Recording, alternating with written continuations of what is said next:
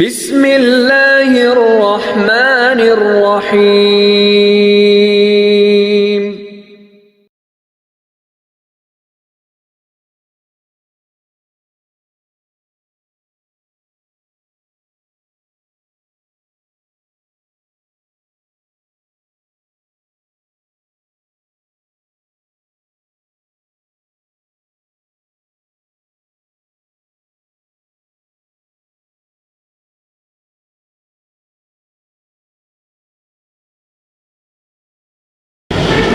الحمد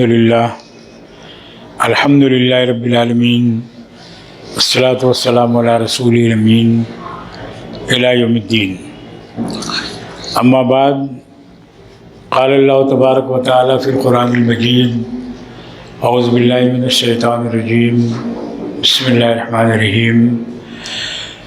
لقد من اللہ علی المؤمنین اذ بعث فیہم رسولا منہم یتلو علیہم آیاتہ وَيُزَكِّيهِمْ وَيُعَلِّمُهُمُ الْكِتَابَ وَالْحِكْمَةَ وَإِنْ كَانُوا مِنْ قَبْلُ لَفِي ضَلَالٍ مُبِينٍ۔ صدق اللہ العظیم هو المولا الکریم۔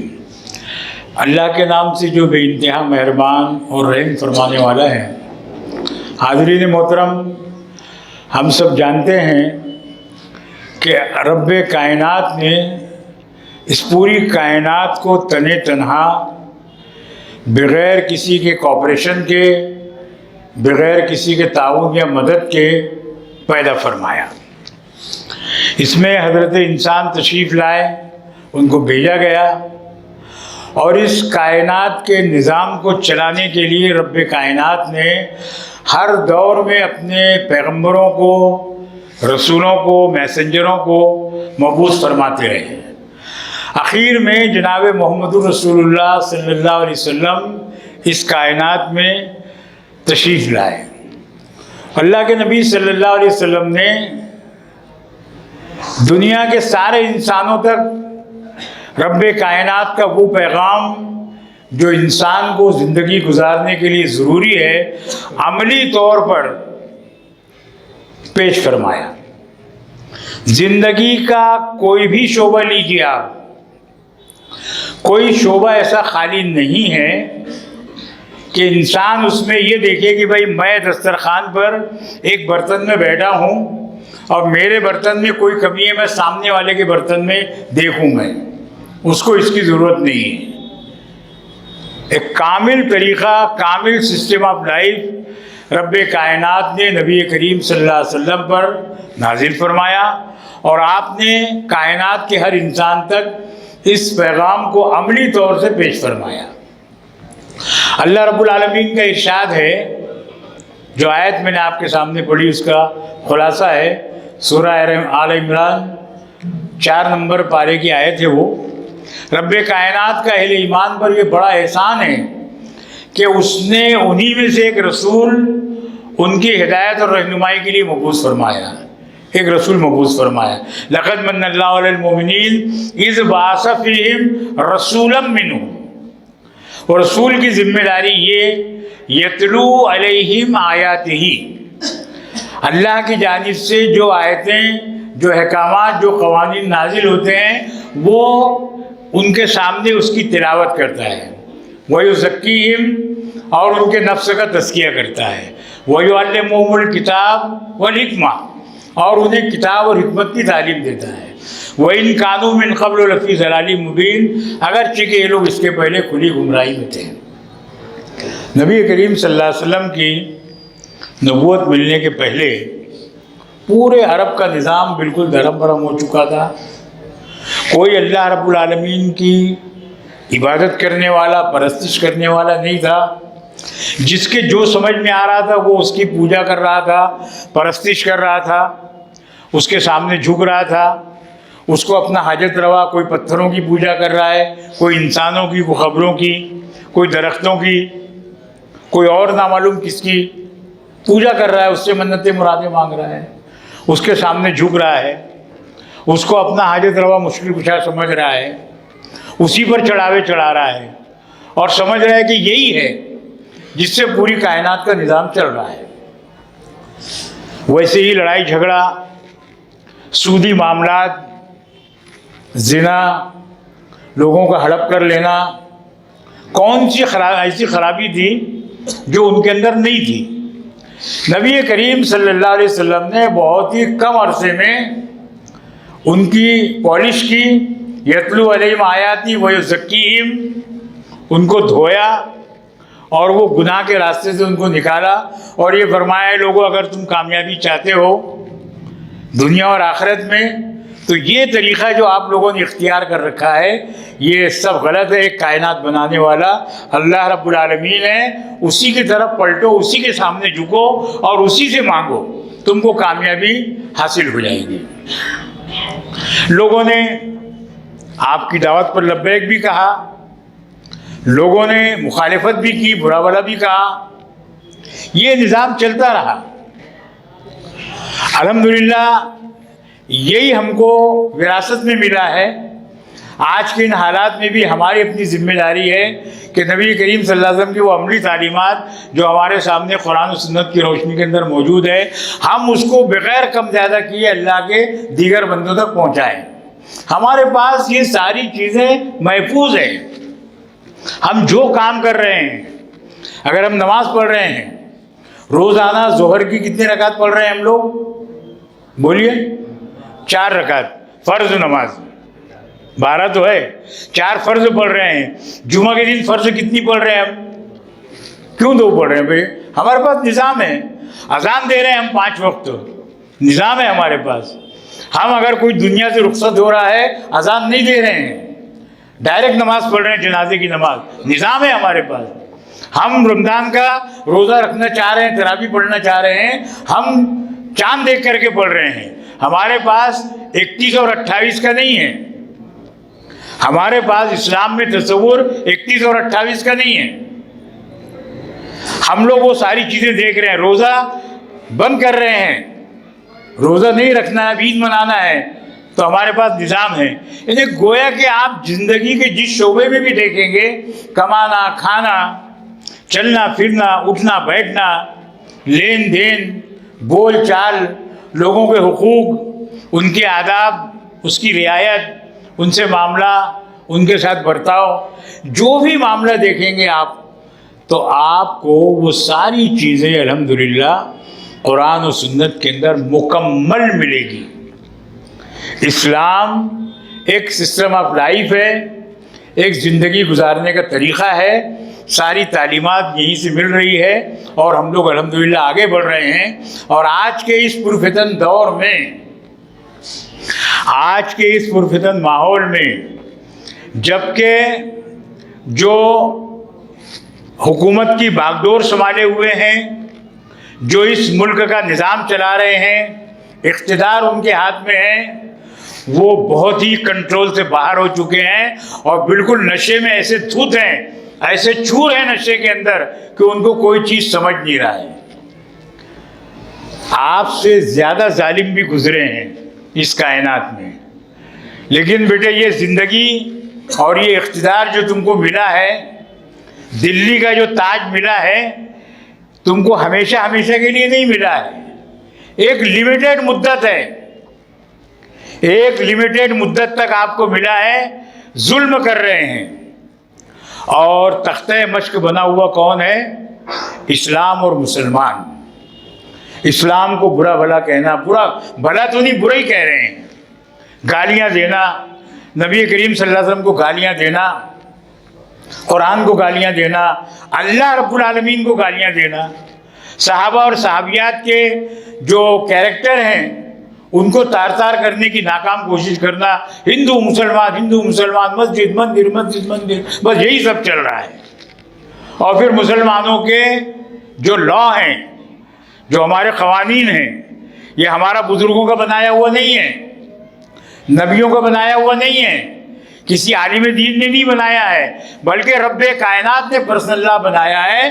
पर्सनल लॉ भी है हमारे पास और क्रिमिनल लॉ भी है।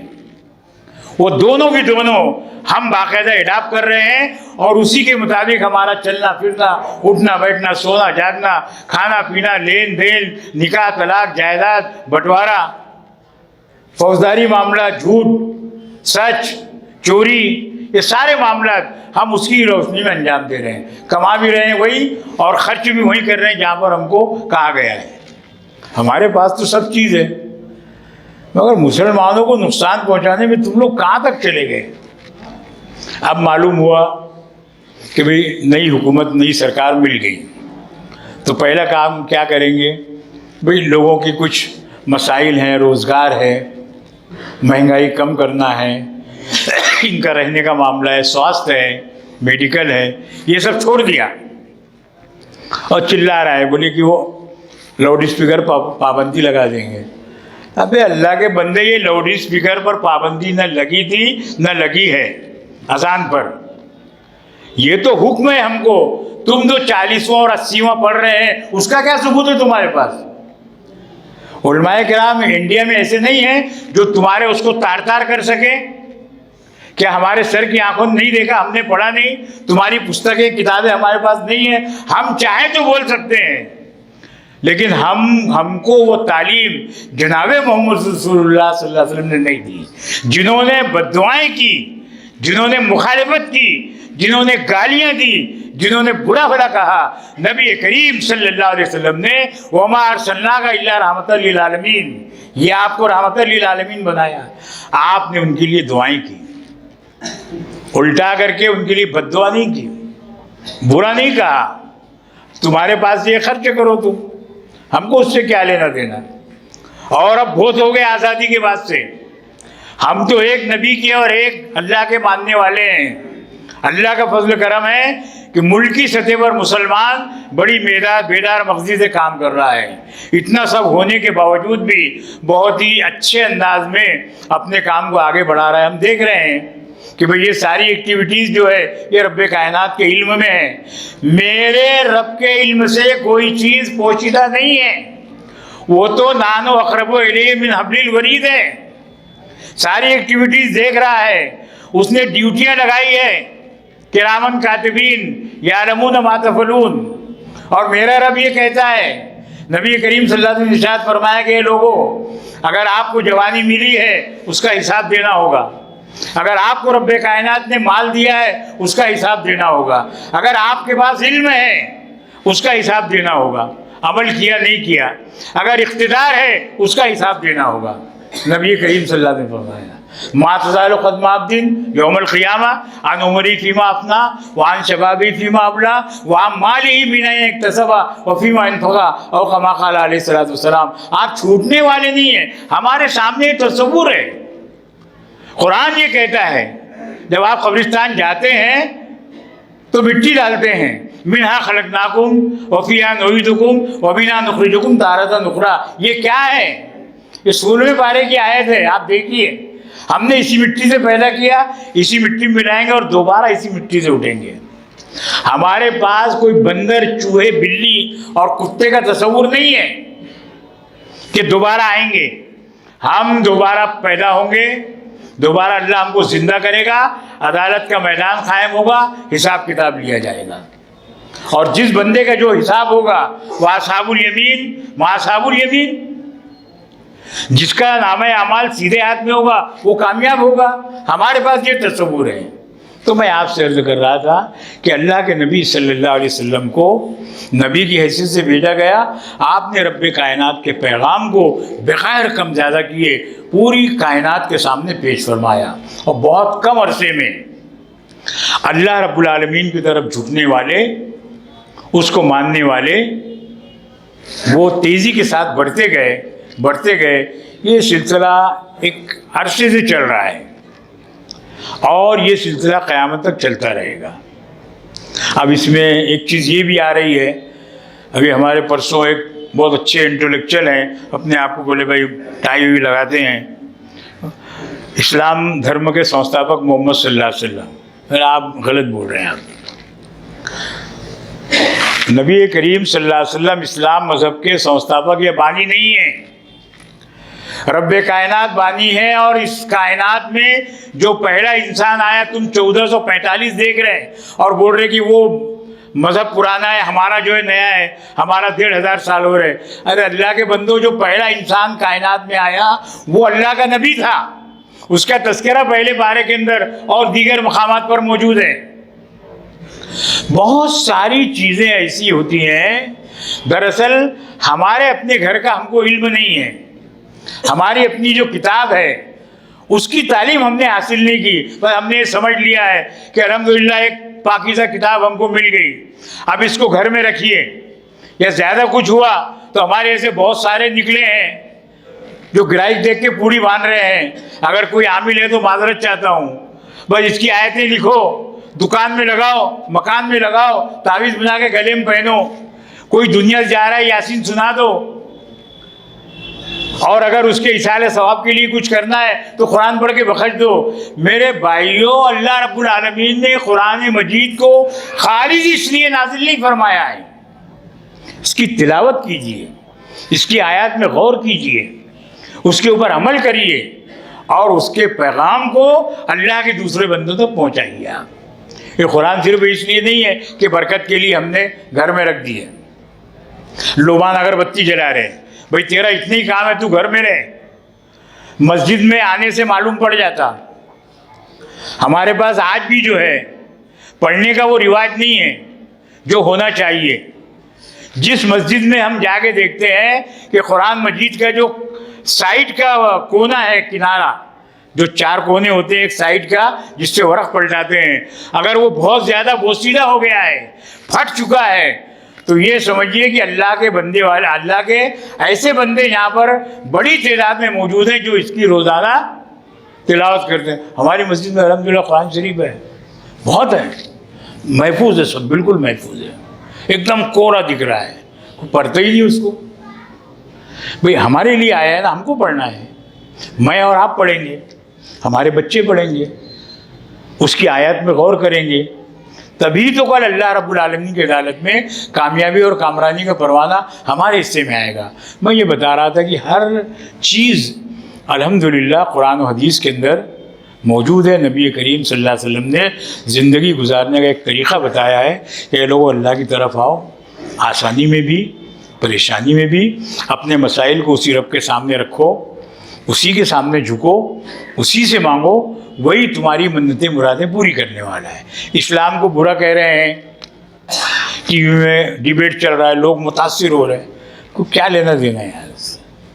میں اللہ کا بندہ ہوں، میں توڑ پھوڑ پر یقین نہیں رکھتا، جلانے پتھر مارنے پر یقین نہیں رکھتا، ساری چیزیں میں دیکھ رہا ہوں، ساری چیزیں میری نظروں کے سامنے ہیں، اور میرا اس بات پر بھی یقین ہے کہ وہ رب جس کو میں نے رب کی حیثیت سے تسلیم کیا ہے، الحمدللہ یہ ساری چیزیں اس کے علم میں ہیں، وہ ساری چیزیں دیکھ رہا ہے، وہ ہمیشہ سے زندہ ہے، ہمیشہ زندہ رہے گا، اس کو کبھی نیند بھی نہیں آتی، کبھی اس کو اونگ بھی نہیں آتی، بہت جلد آپ کو اس کا اجر ملنے والا ہے۔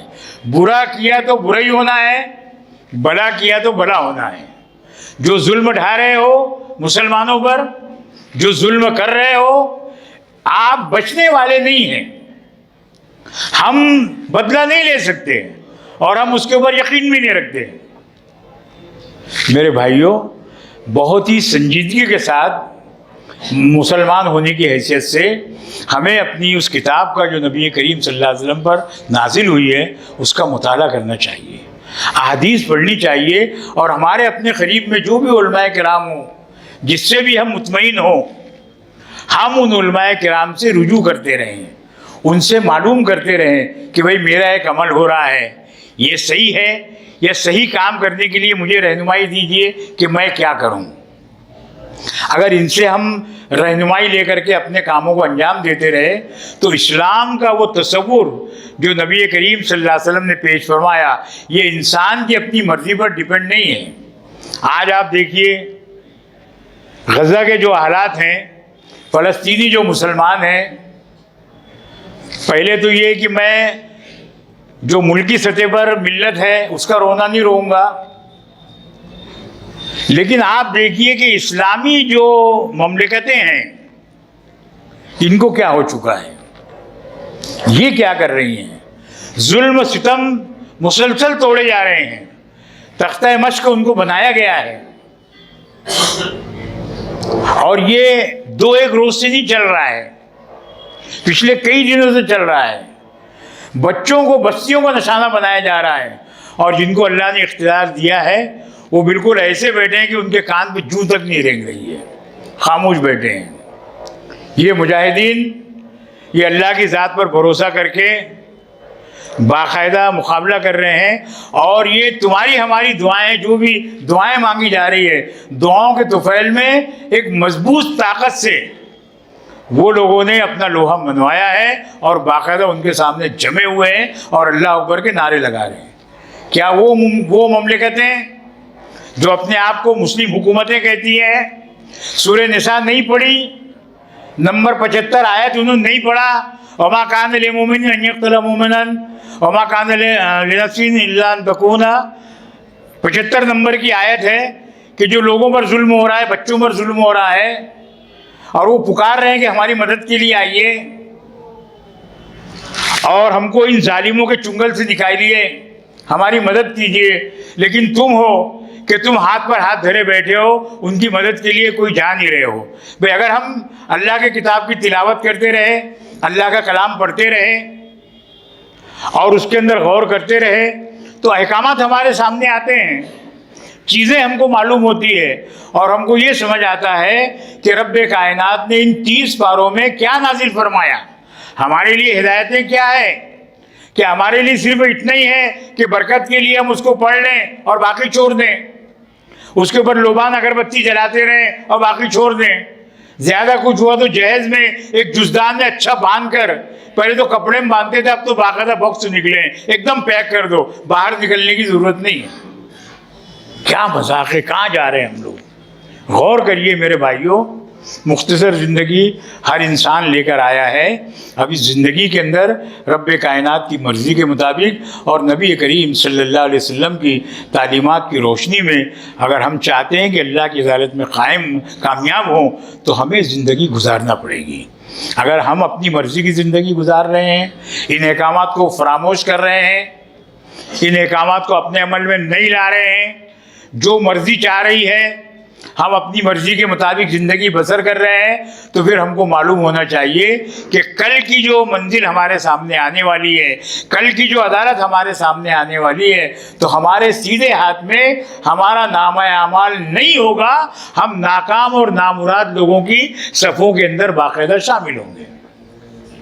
انسان کے لیے ضروری ہے کہ جو زندگی کا حصہ ملا ہے وہ اس کو غنیمت جانے، اور سب سے پہلے ہم جس مذہب میں ہیں، جس مذہب کے ماننے والے ہیں، موٹی موٹی چیزیں ہیں، موٹی موٹی باتیں تو ہر انسان معلوم کر سکتا ہے، بالکل آسانی سے معلوم ہو سکتی ہے، لیکن آج اس کے لیے بھی لوگ تیار نہیں ہیں.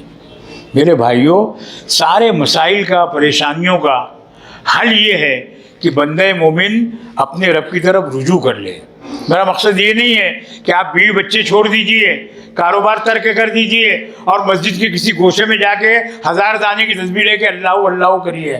آپ شادی بھی کریے، ڈھیر سارے بچے پیدا کریے، اچھے سے اچھا کاروبار کریے، آپ ڈگری بھی حاصل کیجئے، ڈاکٹر بنیے، انجینئر بنیے، وکیل بنیے، پروفیسر بنیے، لیکچرار بنیے، آپ حافظ بنیے، عالم بنیے، قاری بنیے، جو بننا ہے، جو علم حاصل کرنا ہے آپ وہ بھی حاصل کریے. لیکن آپ کے ذہن میں یہ چیز مستحضر رہے کہ میں سب سے پہلے اللہ رب العالمین کا بندہ ہوں، میں تو اس کا غلام ہوں، اور میری جو ایکٹیویٹیز ہے، میری جو حرکتیں ہیں، جو میں کر رہا ہوں، جو بھی میں کر رہا ہوں، میرے رب کے علم میں ہے، اس سے کوئی چیز چھپی ہوئی نہیں ہے، اور کل اس کا مجھے حساب دینا ہے.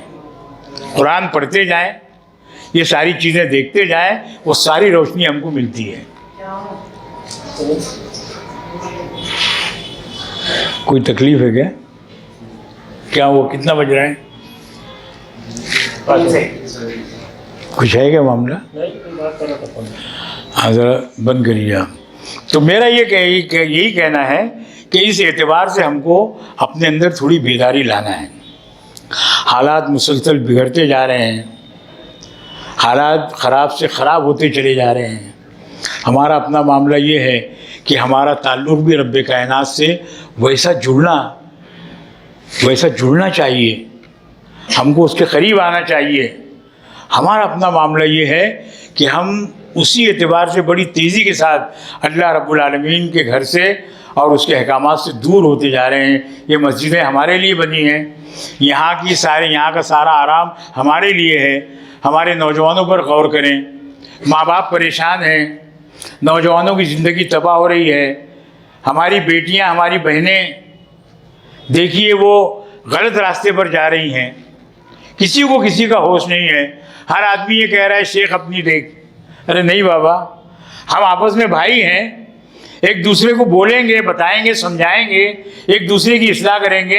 اگر کوئی اصلاح کر رہا ہے تو میرا بھائی ہے، میرا دوست ہے، میں میری اپنی غلطی تسلیم کر لوں، میری اپنی غلطی کو دور کر لوں، میری اپنی اصلاح کر لوں اور اس کو دعا دوں کہ جزاک اللہ بھائی، آپ کا شکریہ، جزاک اللہ، آپ نے میری رہنمائی فرمائی اور میں جو ایک غلط راستے پر جا رہا تھا آپ نے مجھے اس سے باز رکھا، مجھے روکا۔ اب میں اپنے رب کے قریب کرنے والے اعمال کروں گا، میں اسی چیز پر عمل کروں گا اور انشاءاللہ اس کے ذریعے سے میرا رب مجھ سے راضی ہوگا۔ حالات پر غور کیجئے، حالات دن بدن بگڑتے جا رہے ہیں۔ ملکی معاملہ بھی جو ہے وہ اب اطمینان بخش ایسا نظر نہیں آتا ہے، بالکل حالات بگڑتے جا رہے ہیں، بدل رہے ہیں۔ ہمارا اپنا معاملہ یہ ہے کہ ہم لوگوں کو کوئی ہوش نہیں ہے، علاج ہمارے پاس موجود ہے، ہم وہ علاج کو نہیں دیکھ رہے ہیں۔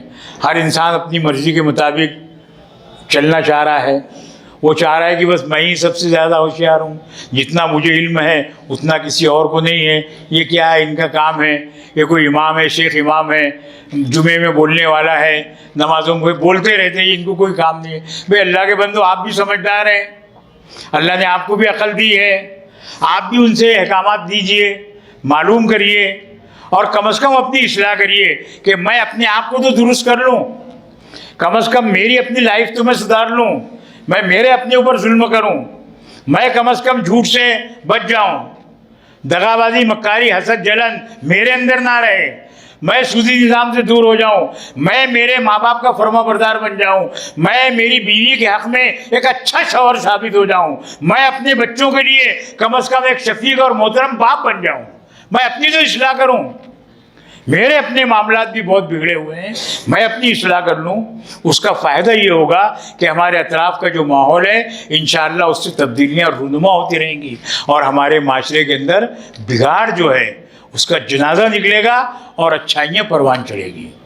نبی کریم صلی اللہ علیہ وسلم نے عملی طور سے ابھی کتنی آیتیں ذہن میں ہیں، کتنی باتیں آپ کو بتائی جائے، یہ ساری چیزیں الحمدللہ ہمارے سامنے موجود ہیں۔ ہم اس کا مطالعہ کریں تو وہ چیز ہم کو اس بات کی دعوت دے گی کہ اے لوگو، آؤ میری طرف، آؤ ہماری طرف، اس احکام کو دیکھو، اس قانون کو دیکھو۔ ہم اس پر مطمئن نہ ہو جائیں کہ بھئی میں تو بس مسلمان ہوں، مسلمان گھرانے میں پیدا ہوا، اب میری تو ایک روز بالکل بخشش ہونا ہے اور میں جنت میں جاؤں گا۔ آپ یہ تصور چھوڑ دیجیے، آپ کو اس دنیا میں عمل کرنا ہے، مختصر زندگی میں سارے کام کو کرنا ہے۔ ہر آدمی یہ طے کرے کہ بھئی اب تک جو مجھ سے جانے انجانے میں غلطیاں ہوئی، چھوٹے چھوٹے گناہ ہوئے ہیں، اے اللہ میں آج کے اس جمعہ میں تیرے دربار کے اندر موجود ہوں، میرے اوپر کوئی دباؤ نہیں ہے، کوئی ڈنڈا لے کر کھڑا ہوا نہیں ہے، اے اللہ رب العالمین میرے ان سارے گناہوں کو معاف فرما دے، میرے ان سارے گناہوں کو، یہ دعا کرے۔ اور آئندہ اے رب العالمین میں چاہوں نہ چاہوں مجھے اس بات کی توفیق عطا فرما کہ میں ہر حال میں تیری اطاعت کروں اور جناب محمد رسول اللہ صلی اللہ علیہ وسلم کی سنتوں سے محبت کروں اور اس کو اپنے عمل کے اندر لاؤں۔ اے اللہ میں اب اس سے بچ رہا ہوں، توبہ کر رہا ہوں، میں رک جاؤں گا، میں اس کے آگے اب کوئی کام نہیں کروں گا۔ تھوڑا سا نیت کریں میرے بھائیوں، اللہ رب العالمین نیتوں کے اوپر فیصلے کرے گا اور ہماری زندگی میں آسانیاں پیدا ہونا شروع ہو جائیں گی۔ کر سکتے ہیں ہم لوگ؟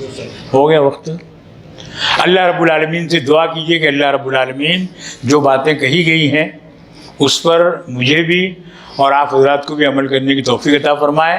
آپ جانتے ہیں کہ اس مسجد کے ذریعے سے ایک بڑا کام یہ ہو رہا ہے کہ یہاں پر جہاں بچوں کی تعلیم ہے، نکاح پیامات ہے، ان کے تنازعات ہیں، عربی پڑھنا ہے، یہ تو سب ہے ہی ہے، لیکن باہر سے جو لوگ اورنگ آباد شہر میں علاج کے لیے آتے ہیں اور خاص طور سے قریب کا جو دواخانہ گھاٹی کا ہے، کسی بھی سماج کا، کسی بھی ذات کا انسان ہو، کھانے پینے کے بڑے مسائل ہیں، تو یہاں پر جو ایک نظام ہے کھانے کا روزانہ، کسی بھی دواخانے کے لوگ ہوں، تقریباً کتنے لوگوں کو کھانا دے رہے ہیں؟